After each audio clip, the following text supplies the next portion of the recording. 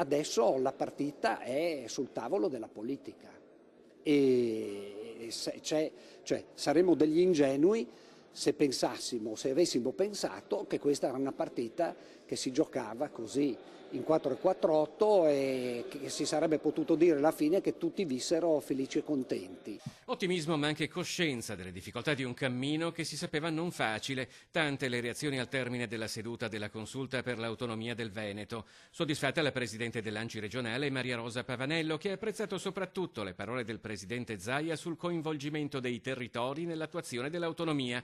L'ANCI Veneto, ha detto, continuerà ad essere a fianco della regione e del suo governatore, offrendo il proprio contributo in termini di proposte, soluzioni e dialogo. Preoccupato dalla reazione politica delle regioni del Sud, invece il presidente regionale di Confturismo Marco Michielli, a Venezia anche in veste di vicepresidente di Confcommercio Veneto, che teme che il passaggio parlamentare possa essere un modo per rinviare la questione a dopo le elezioni europee, se non alla prossima legislatura.